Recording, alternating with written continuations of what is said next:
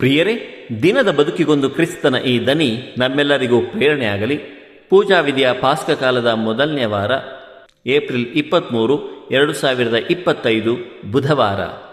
ಸಂತ ಲೂಕನು ಬರೆದ ಪವಿತ್ರ ಶುಭ ಸಂದೇಶದಿಂದ ವಾಚನ. 24ನೇ ಅಧ್ಯಾಯ 13-35 ವಚನಗಳು.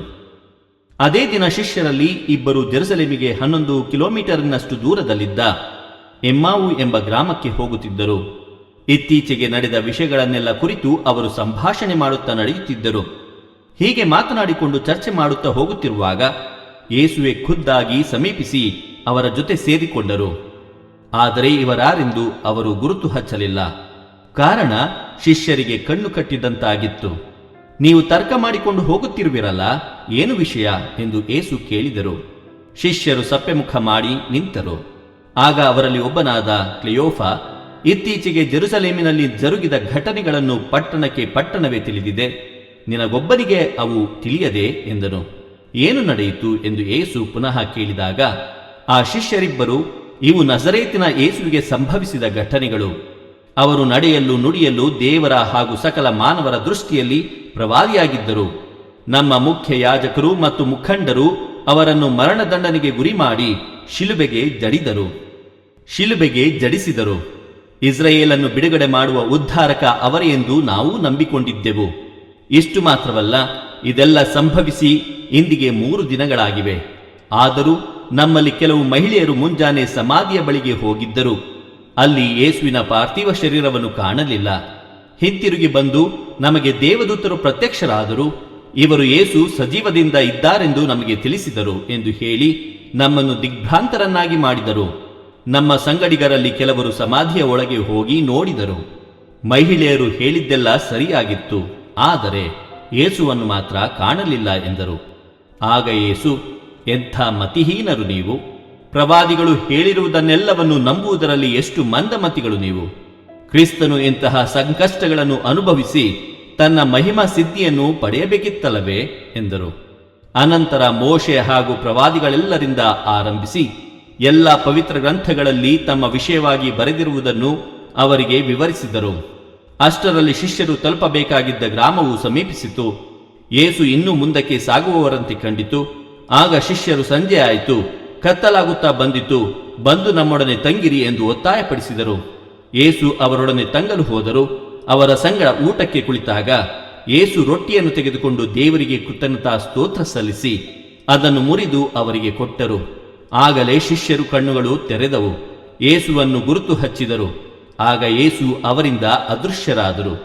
ಶಿಷ್ಯರು ಒಬ್ಬರಿಗೊಬ್ಬರು ಮಾತನಾಡಿಕೊಳ್ಳುತ್ತಾ, ಪವಿತ್ರ ಗ್ರಂಥದ ಅರ್ಥವನ್ನು ನಮಗೆ ವಿವರಿಸುತ್ತಾ ಇದ್ದಾಗ ನಮ್ಮ ಹೃದಯ ಕುತೂಹಲದಿಂದ ಕುದಿಯುತ್ತಿತ್ತಲ್ಲವೇ ಎಂದುಕೊಂಡರು. ಒಡನೆ ಅವರು ಅಲ್ಲಿಂದ ಎದ್ದು ಜೆರುಸಲೇಮಿಗೆ ಹಿಂತಿರುಗಿ ಹೋದರು. ಅಲ್ಲಿ 11 ಮಂದಿ ಶಿಷ್ಯರು ಅವರ ಸಂಗಡಿಗರು ಒಟ್ಟುಗೂಡಿದ್ದರು. ಪ್ರಭು ಜೀವಂತರಾಗಿ ಎದ್ದಿರುವುದು ನಿಜ, ಅವರು ಸಿಮೋನನಿಗೆ ಕಾಣಿಸಿಕೊಂಡರು ಎಂದು ಅಲ್ಲಿದ್ದವರು ಹೇಳುವುದನ್ನು ಕೇಳಿದರು. ಆಗ ಅವರು ತಾವು ದಾರಿಯಲ್ಲಿ ಕಂಡ ವಿಷಯವನ್ನು, ರೊಟ್ಟಿ ಮುರಿದು ಕೊಡುವಾಗ ಸ್ವಾಮಿಯನ್ನು ತಾವು ಗುರುತು ಹಚ್ಚಿದ ವಿಷಯವನ್ನು ಅಲ್ಲಿದ್ದವರಿಗೆ ವರದಿ ಮಾಡಿದರು. ಪ್ರಭುವಿನ ಶುಭ ಸಂದೇಶ.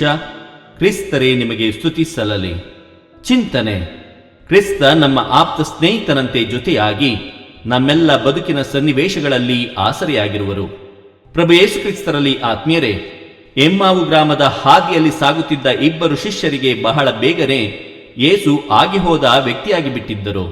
ಆದರೆ ಅವರ ಮಾತು, ಕಾರ್ಯ, ಭರವಸೆಗಳೆಲ್ಲವೂ ನೆನಪಿನ ಪುಟದಿಂದ ಅಳಿಸಿ ಹೋಗುವ ಮುನ್ನವೇ ಯೇಸು ಅವರ ಜೊತೆಯಾಗುವುದೇ ಒಂದು ಅಪೂರ್ವ ಸನ್ನಿವೇಶ.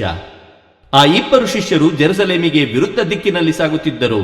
ಅಂದರೆ ಕ್ರಿಸ್ತನ ಘೋರ ಮರಣದ ದೃಶ್ಯವನ್ನು ಕಂಡು ಭಯದಿಂದಲೂ ನಿರಾಶೆಯಿಂದಲೂ ಪಲಾಯನ ಮಾಡುತ್ತಿದ್ದರು.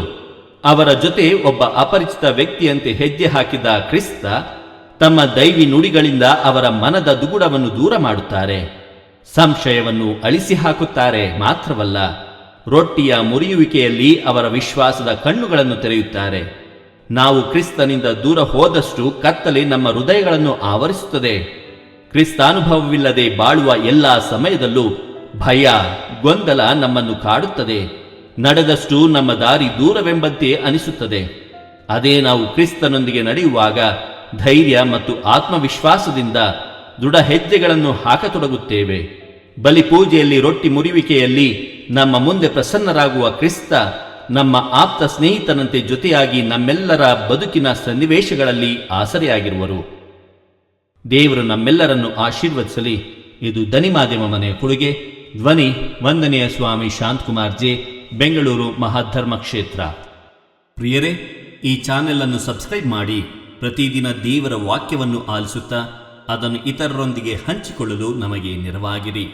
ಧನ್ಯವಾದಗಳು.